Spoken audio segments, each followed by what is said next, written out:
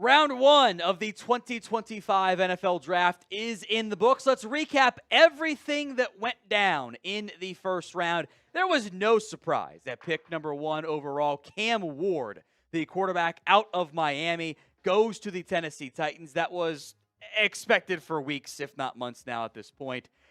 It was the pick the entire time. The second Tennessee did not trade down, that was going to be the case. The expectation was Travis Hunter goes number 2 to the Cleveland Browns. Half of that ended up happening. The second half did not. The Browns, in a surprise on round 1, trade down with Jacksonville.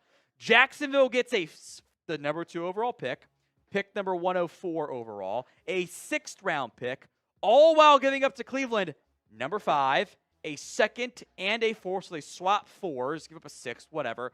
And next year's first round pick goes to Cleveland.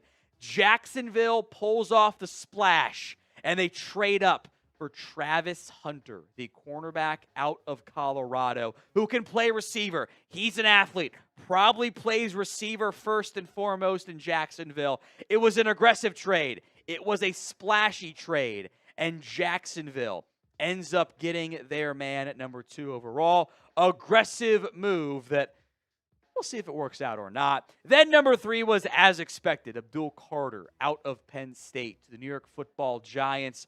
Edge rusher.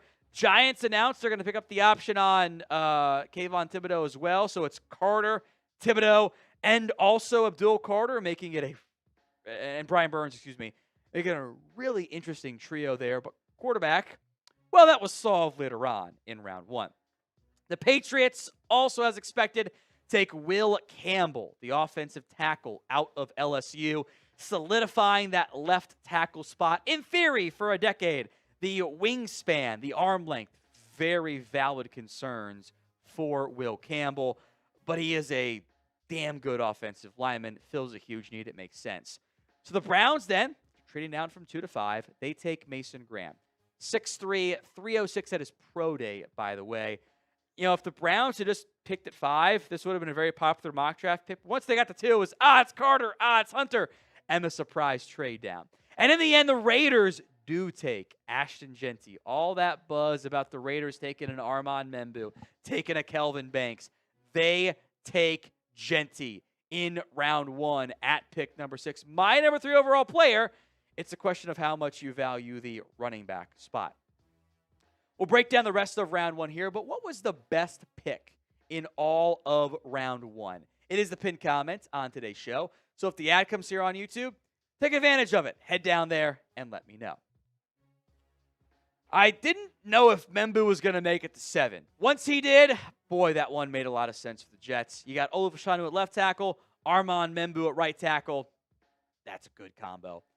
As a Cowboys fan, I wanted Tetairoa McMillan at 12. He goes off the board at number 8. Carolina committed to doing everything possible to make life work, make life easy for Bryce Young. The Saints do get their offensive lineman at number 9, Kelvin Banks, who had been whispered as high as number 5 to Jacksonville, by the way. He goes number 9 overall to the New Orleans Saints. Might play guard in year 1, long term. Sure feels like a tackle for the Saints. One of the surprises, to an extent, Colston Loveland off the board before Tyler Warren at number 10 overall. Bears clearly think they were able to find their own Sam Laporta for Ben Johnson. Love the fit. I think it's a logical one. It's what I mocked in my final mock. Mykel Williams out of Georgia to San Francisco. This is an instant impact edge, a good fit opposite Joey Bosa. Traits are intriguing. I do wonder some about the medical there. Bit of a surprise at 12. There had been some Cowboys reporters who said they were never going to take a guard at 12. Well, they did. Tyler Booker, as the Cowboys form the Great Wall of Tyler up front with Tyler Smith, Tyler Guyton, and Tyler Booker, all first-round picks along the offensive line at number 12. Kenneth Grant, a very traitsy player. I think there's really great athletic ability. Run-stopping nose guard with the ability to do more than that long-term. Fills a huge need for Miami. One of my favorite picks in round 1, Tyler Warren at 14. I think every single Colts fan is over the moon with joy on that pick at number 14. To answer the question of favorite round 1 pick, man, this one might be it. Number 15, Jalon Walker, the edge out of Georgia, some linebacker traits as well. Falcons finally took a Georgia player. Gotta feel good for them. Walter Nolan is a boom or bust player for me. I have some concerns. Make no mistake about it. But I think the upside is intriguing. I think he does fit what that team wants to do up front. Today's show is made possible by Game Time. Game Time makes getting tickets even faster and easier. Prices on the Game Time app actually go down the closer it gets to first pitch. With killer last-minute deals, all-in pricing, and views from your seat, plus their lowest price guarantee, Game Time takes the guesswork out of buying MLB tickets or those hard-to-get NBA playoff tickets as well. Depending on, of course, where you're at, you might have MLB, you might have NBA, you might not. But it's not just sports. Get to 60% off buying last minute for sports, concerts, comedy, theater, and everything else in between. Use the Game Time Picks feature. It makes getting tickets last minute even easier than ever by quickly highlighting the best deals in the stadium or arena or a concert hall or whatever else in between. Hit the guesswork out of buying tickets with Game Time. Download the Game Time app, create your account, use code CHATSPORTS for $20 off your first purchase. Terms apply. But again, create your account, redeem code CHATSPORTS, ChatSports, for $20 off your first purchase. Promo code ChatSports, $20 off your first purchase. Links in the comments and the description of today's show. Number 17, Shamar Stewart, the edge out of Texas A&M. The traits are eye-popping. This is one of the best athletes in the entire 2025 NFL draft. But he had 4.5 sacks in his career. How do you balance that? It's what makes it tough. Seattle actually took a offensive lineman, a guard / center in round 1. Gray Zabel might be a guard, might be a center. Haven't seen how the Seahawks plan to deploy him, but they needed all 3 spots. A logical fit in round 1. Emeka Egbuka, round 1, pick number 19. I am extremely intrigued by how this ends up playing out in Tampa. They got a bunch of playmakers.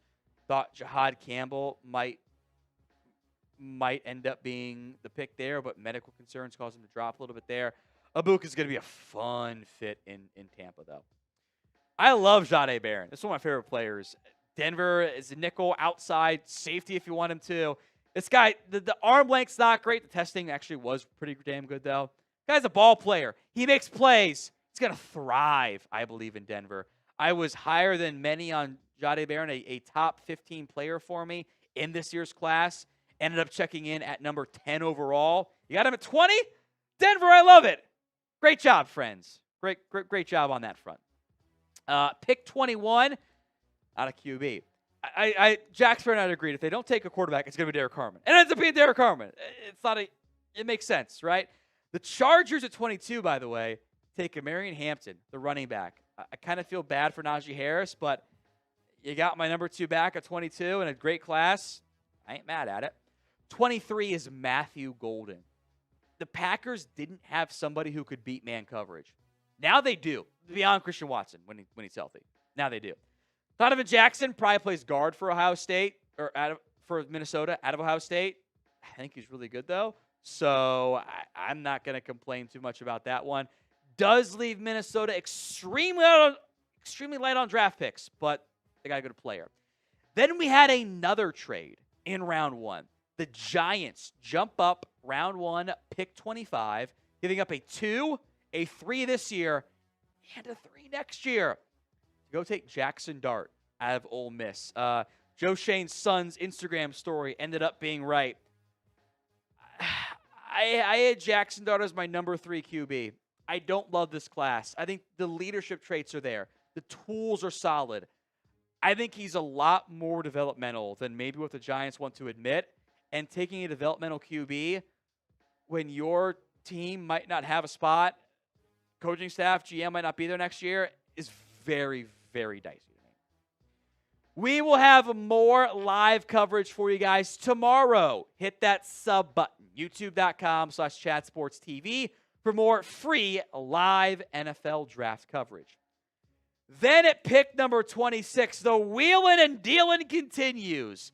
Despite some of the character concerns, the motivation concerns, the Falcons give up a future first-round pick, jump up, and take James Pierce. They got a third back this year, a seventh they gave up, but a future one to take James Pierce. The Falcons' edge rushing group needed help.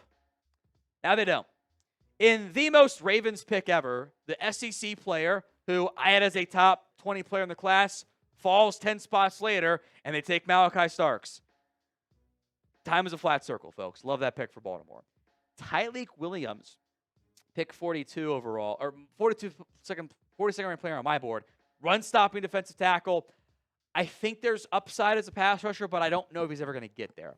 Josh Connerly. Curious if he plays guard for the Commanders or if Brandon Coleman ends up playing guard for the Commanders. But Connerly goes to Washington to help protect the franchise QB. Maxwell Harrison, I had him at 32nd on my board. He goes 29, or throws 30. That's how it should be. That's a good pick there for the Bills at number 30. Then the Eagles, a little pick swap. Not overly impactful. They gave up a kind of a late 5th round pick, which, cool. 164 goes to KC. You get your guy, we get our guy. No one snipes us. The Commanders trade up, and the Eagles trade up and take Jahad Campbell out of Alabama, which I found curious. That is they don't often go non-money 5 spot, but I love Campbell. This is a top 20 player top 15 player for me, excuse me. Love the value there for Philadelphia. And the Chiefs get Josh Simmons. You can be patient there, get him healthy. Love the value there for KC. A lot of good round 1 picks at the back end of this year's class.